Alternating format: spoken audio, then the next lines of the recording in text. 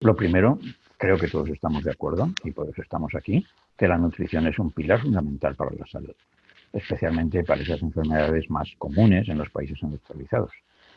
Sin embargo, desde muy antiguo lo que sabemos es que no todos respondemos de la misma manera a lo que comemos, como ya lo manifestaba la frase del poeta y filósofo griego Tito Lucrecio, ya en el siglo anterior a Cristo, quien citó que lo que para unos es comida es amargo veneno para otros. Entonces, antes de intentar definir estos conceptos de la nutrición de precisión o nutrición personalizada, quisiera ilustrar su necesidad. Eh, Existen grandes diferencias en cómo nuestra fisiología responde de una manera muy diferente entre una persona y otra al mismo estímulo. Por ejemplo, en una actividad deportiva de riesgo, no sé, por ejemplo, salto de esquí, pues unos estarían deseando hacerlos y otros totalmente terrorizados, no lo harían nunca. Pues lo mismo ocurre con la respuesta de nuestro organismo al ser expuestos a los alimentos.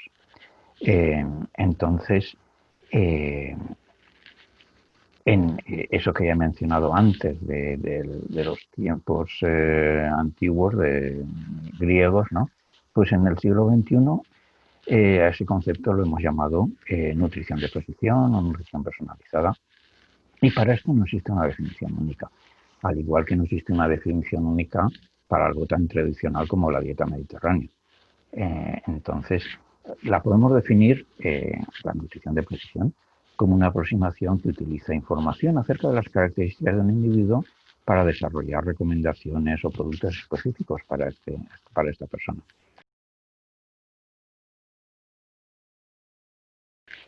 Eh, por años también se han utilizado otras palabras para referirnos a este concepto o ciencia, ¿eh? Por ejemplo, nutrigenómica o nutrigenética, pensando que, de forma bastante naif, ¿no? Que si conocemos la variabilidad genética de una persona, ya tendríamos la clave para todo, incluso para predecir su riesgo de enfermedad o cómo respondería a una dieta u otra. Bueno, pues con el paso de los años y con la acumulación de conocimiento nos hemos ido dando cuenta de que no es así, de que tenemos que conocer mucho más de esa persona. Esto ha quedado claramente demostrado en los resultados del estudio PREDICT, que hemos publicado precisamente esta semana en Nature Medicine.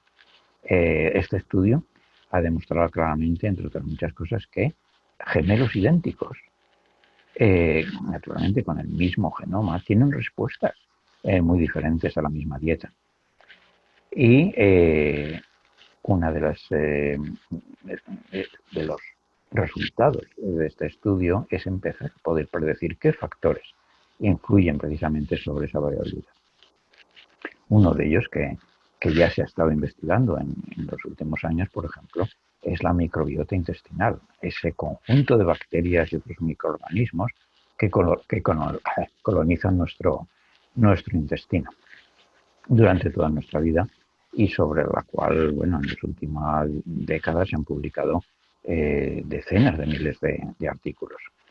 Eh, en, los alimentos que consumimos antes de ser absorbidos en la pared intestinal se encuentran con esa microbiota, con esos microorganismos y los alimentos que consumimos también alimentan esa microbiota, pero por otra parte esos alimentos son procesados asimismo por la microbiota para ser convertidos normalmente en productos que son beneficiosos para el individuo, bien sea en forma de vitaminas, bien sea en forma de ácidos grasos cortos, etcétera, etcétera.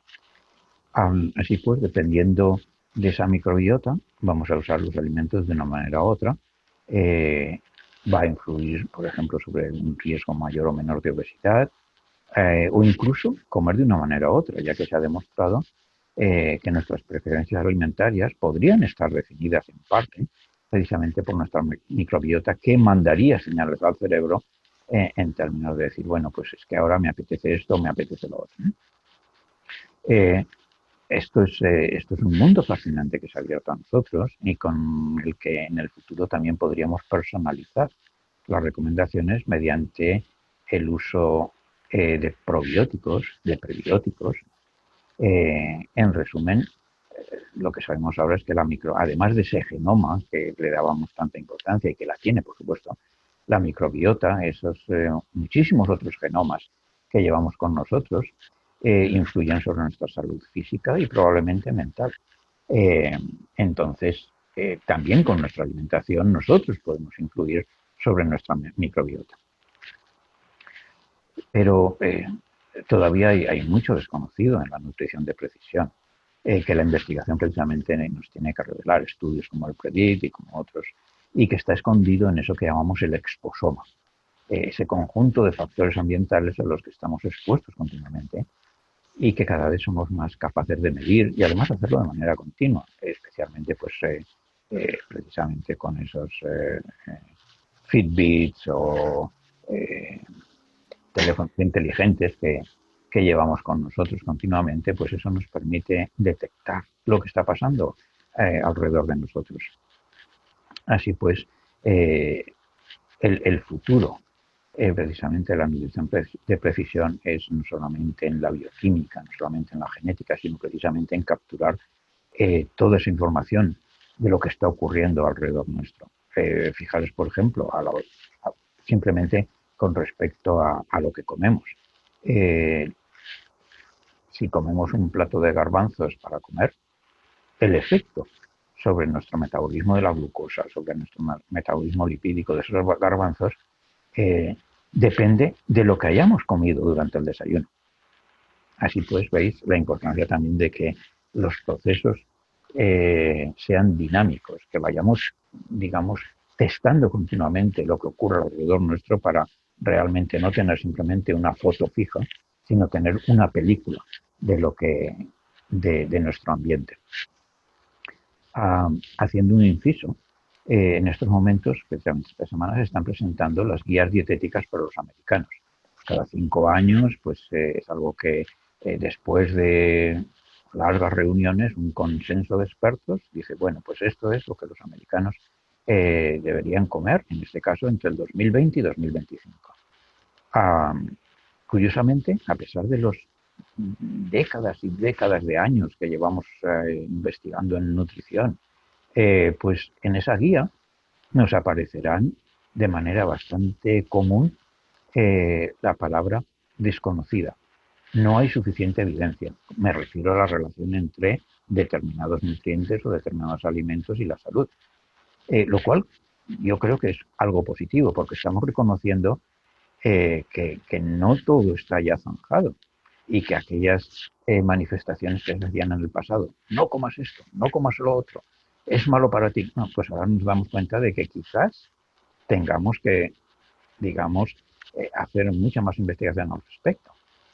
Y hay que tener en cuenta de que este desconocimiento que existe actualmente, o al menos que reconocemos, o estamos reconociendo cada vez más, se debe a que los estudios nutricionales pues, se hacen en decenas, en centenares, en miles de individuos, ¿no? Y se sacan al final, pues de esas intervenciones, o esas modificaciones dietéticas, pues se sacan unas medias. Pero claro, es que detrás de esa media hay esa tremenda variabilidad de la que estamos hablando, entre unos individuos y otros de respuesta, cuyos orígenes pues se desconocen en parte. Así pues, claro, si una intervención dietética es buena para la mitad y mala para la otra mitad, pues el resultado ¿cuál va a ser? Nulo. Entonces lo que busca precisamente la nutrición de precisión es predecir para quién una recomendación nutricional va a ir bien y para quién no va a ir bien y dejarnos de esa globalidad que se está utilizando actualmente. Claro, esto nos lleva a pensar también en cómo este concepto de la nutrición de precisión va a integrarse en la alimentación del futuro. Vamos, lo que pienso, lo que deseo es que precisamente la alimentación del futuro sea una alimentación de precisión. Por supuesto que será un proceso de adopción lenta, muy lenta, en parte porque todavía tenemos que generar una buena parte de ese conocimiento. Eh, Tampoco va a ser algo generalizado. Inicialmente será para aquellos que realmente creen en la nutrición como medicina preventiva, pero luego pues se irá incorporando como parte normal, ¿no? de nuestro día a día. Para eso, naturalmente, habrá que introducirlo como parte de la educación en los niños, en las escuelas, de todo este conocimiento no ya de nutrición de precisión, sino de medicina de precisión. Pero claro, antes de llegar a eso hay que educar a los educadores, bien sea los médicos, bien sea nutricionistas, dietistas, etcétera, etcétera, para que se sientan confortables, para que sepan manejar estas nuevas, llamémosle, tecnología que se está desarrollando en estos momentos y que en el futuro esa prescripción médica no solamente incluya una serie de fármacos, sino que incluya precisamente una serie de recomendaciones nutricionales para prevenir las enfermedades o incluso mitigarlas. Eh, ¿Cuándo aplicarla? Pues la verdad es que en cualquier momento de nuestras vidas. Nunca es ni demasiado pronto ni nunca es demasiado tarde. Por ejemplo, en el estudio Predimed en España, lo que hemos visto es que una alimentación de precisión puede prevenir enfermedades como el ictus en personas mayores de alto riesgo. Pero por otra parte, vamos recogiendo evidencia cada vez más sólida de la importancia de la alimentación materna durante el estado fetal. Y ahí ya nos metemos digamos, en una área diferente a la genética, que sería la epigenética. Eh, pero incluso podemos ir mucho más allá y que la alimentación de los padres antes de ser concebidos va a influir sobre nuestra salud cuando seamos nosotros adultos. Entonces ya veis qué mundo tan maravilloso se está abriendo enfrente de nosotros gracias a la investigación.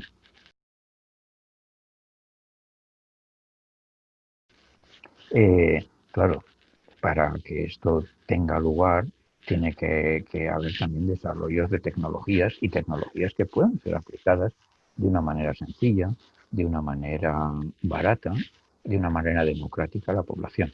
Y este es un aspecto que realmente no me preocupa porque podemos conseguir de una manera relativamente sencilla esas tecnologías de hecho, en parte, como ya mencionaba, ya los hemos estado utilizando a través de nuestro teléfono y de diferentes aplicaciones, pues sabemos mucho de lo que está ocurriendo alrededor de nuestro, de los relojes que llevamos ahora también inteligentes.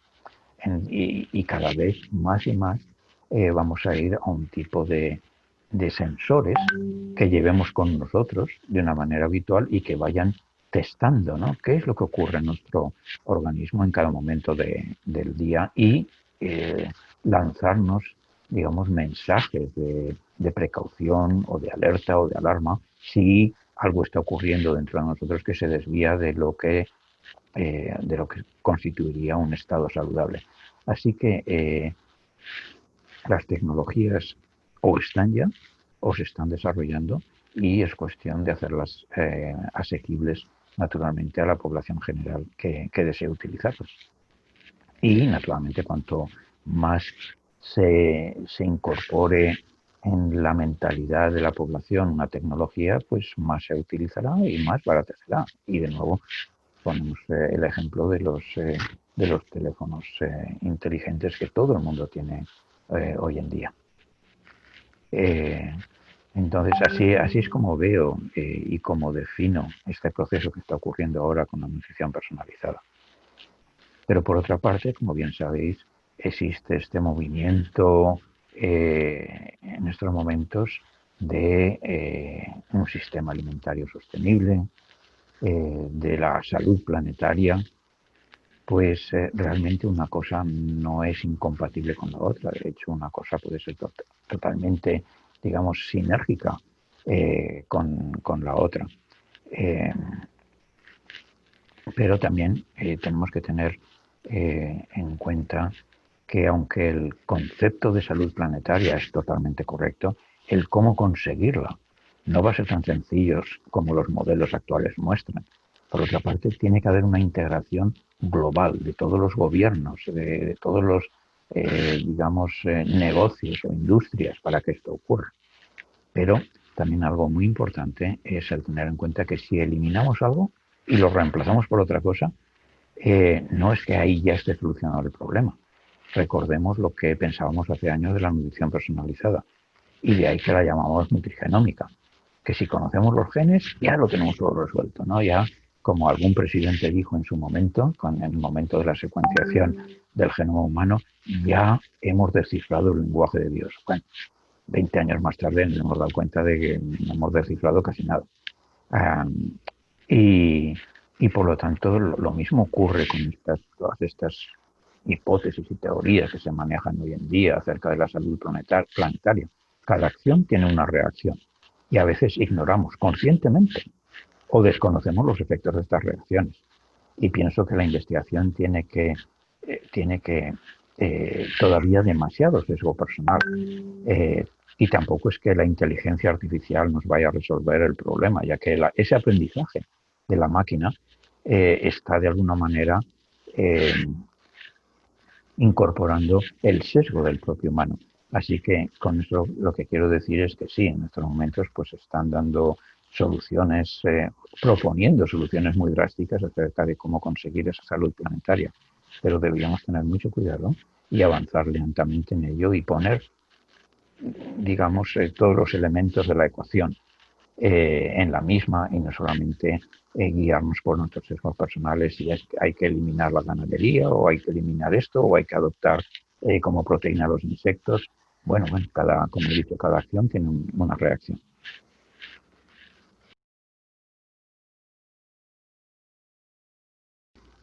Con respecto a ese aspecto de la nutrigenómica que hemos mencionado, es importante, naturalmente, el identificar qué papel juegan nuestros genes en la nutrición.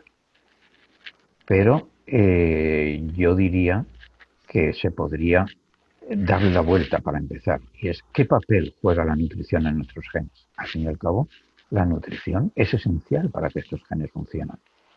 Otra cosa es, desde el tema que nos ocupa de la nutrición personalizada o la nutrición de precisión, que sí, que hay también esa variabilidad genética influye en una medida u otra parcialmente en cómo nosotros respondemos a los diferentes componentes de nuestra nutrición. O sea que sí, por supuesto, esa interrelación entre genes y nutrición o nutrición en genes está ahí, estará siempre.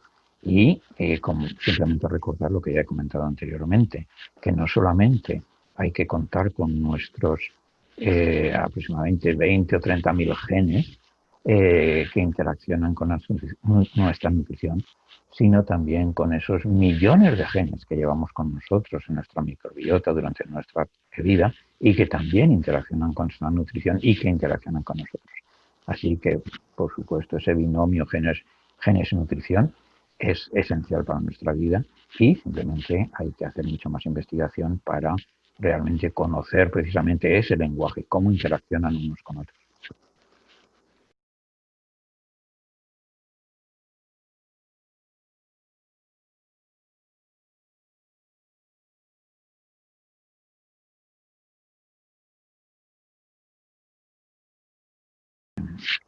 Esa es un área en el que naturalmente estoy interesado, pero que no es mi especialidad y que hay otros mucho más expertos en ello. O sea que puedo hablar como, digamos, como un ciudadano, más que como un investigador.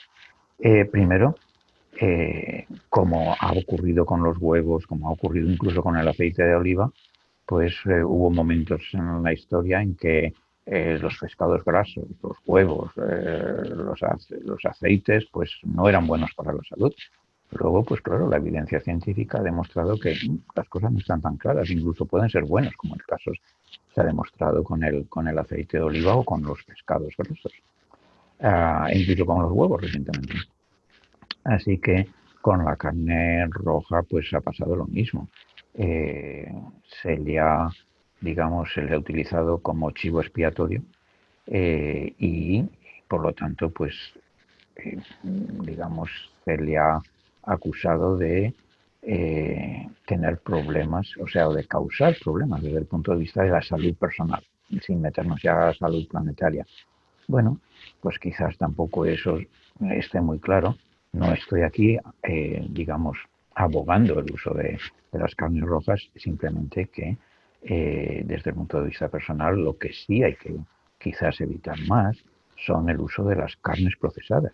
Pero en realidad habría que limitar bastante el uso de los alimentos procesados o ultraprocesados en general.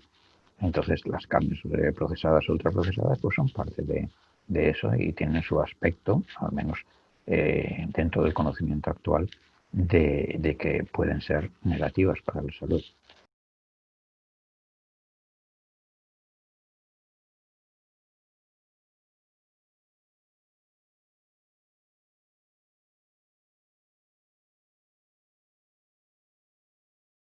Con respecto a la salud planetaria, pues sí, naturalmente hay evidencia que tal como se está practicando la, la ganadería hoy en día, de esa manera tan masiva, pues no es probablemente muy saludable para el planeta.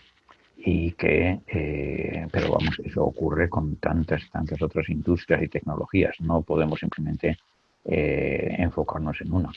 La ganadería ha estado con nosotros pues por decenas, al menos 10, 15 mil años, y de una manera racional pues también ha aportado beneficios a la humanidad. Por ejemplo, no sé, hablemos de los lácteos, que también han estado a un lado o a otro de la balanza, ¿no? Como buenos o como malos. Pues en general, pues podemos decir que desde el punto de vista evolutivo para el ser humano, pues los lácteos parece que han sido beneficiosos. Entonces, claro, la ganadería nos ha aportado precisamente esos lácteos. Eh, por supuesto que eso no son carnes rojas, pero al fin y al cabo tiene el mismo origen que es la ganadería. Estoy de acuerdo de que esas cantidades masivas de proteína que nos vienen de las carnes del ganado no son necesarias en absoluto. Creo que Estados Unidos consume 600% más de lo que sería necesario y por lo tanto estoy de acuerdo en las limitaciones, pero una limitación educada, una limitación balanceada y no simplemente ese mensaje de miedo, de temor, de acusaciones que siempre aparecen en la literatura tanto científica como en la popular. Yo prefiero ser un poquito más, digamos, balanceado en ese aspecto, precisamente por lo que hemos mencionado anteriormente. Cada acción tiene una reacción. Vale, eliminamos digamos, el sistema tradicional, digamos, de la ganadería y nos vamos a su producción en el laboratorio, pues claro, ahí va a haber unas reacciones que naturalmente ahora se están ignorando, pues porque se quieren ignorar.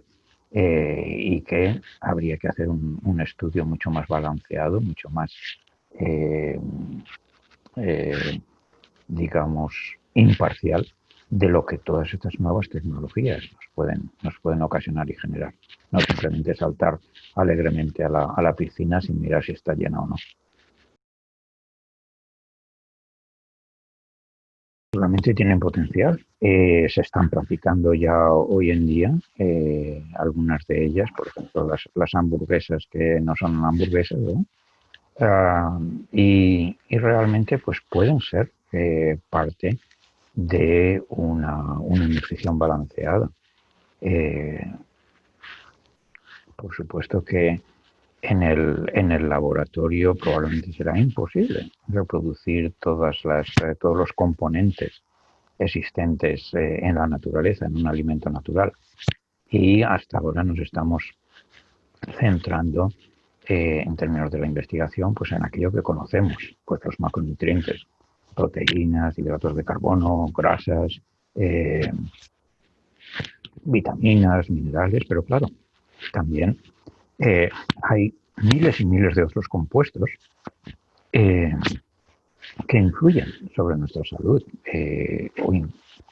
Por ejemplo, no sé, los microARNs que, que hace 20 años ni sabíamos que existían y que ahora pues sabemos que están en todas las especies animales, en todas las especies vegetales, etcétera, y que tienen unas funciones, hablando de esa de esa relación entre genes y nutrición o nutrición y genes, pues naturalmente esos microARNs son muy importantes a la hora de regular nuestros genes. Se habla en estos momentos y se está investigando de que esos microARNs que están en las plantas, que están en la leche, que están en, por supuesto, en la carne, pues también podrían de alguna manera, eh, digamos, regular nuestros propios genes. Claro, eso eh, lo desconocemos. ¿Cómo se puede recrear un alimento que sea totalmente igual al natural? La verdad es que con el desconocimiento que tenemos, con la complejidad que tienen los alimentos, sería prácticamente imposible hacerlo. Así que pensar en que una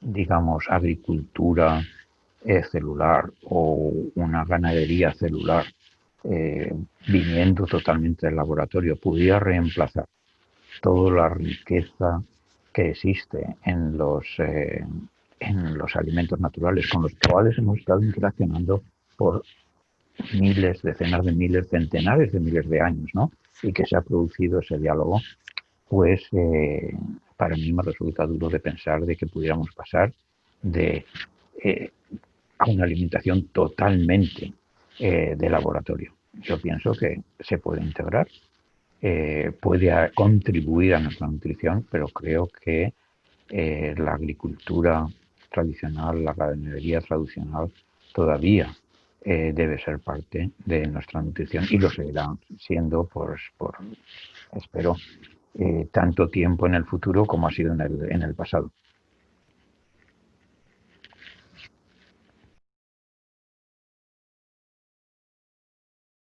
La nutrición, yo creo que ya ha quedado claro en todo lo expuesto anteriormente, que es esencial para la prevención de las enfermedades. Pero no solamente la prevención de las enfermedades, porque siempre hemos dado ese carácter un poco negativo, prevenir la enfermedad, pero ¿qué hay acerca de estimular al máximo nuestra salud, nuestra vitalidad? El mundo está continuamente y afortunadamente envejeciendo. Entonces, es muy diferente un mundo envejecido en el cual ese concepto de envejecimiento no se asocie con algo que decae, sino con algo vital. Por lo tanto, la nutrición no solamente es el vehículo para prevención de enfermedades, sino el vehículo para proveernos con esa, o darnos esa vitalidad a lo largo de toda nuestra vida. Y como ya hemos comentado, no es algo que digamos, bueno, pues venga, ahora es el momento. Cuando uno ya es adulto, vamos a empezar a portarnos bien porque ya vemos que ya no nos sentimos tan bien, tan energéticos, tan vitales. Eh, no, es esta prevención de enfermedades o ese eh, aumento de nuestra salud, de nuestra vitalidad, debe hacerse en todos los momentos de nuestra vida.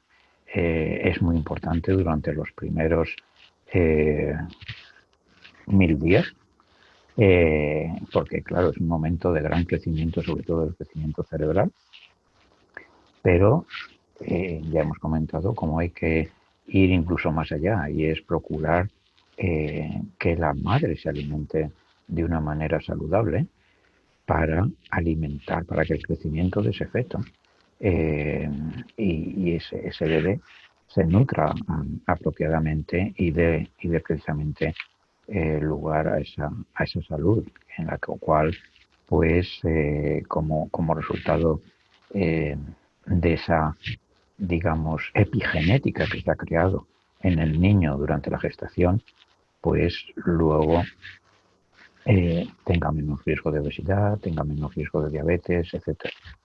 Entonces, eh, es, como digo, es esencial no solamente para la prevención de enfermedades, sino para nuestra salud y bienestar.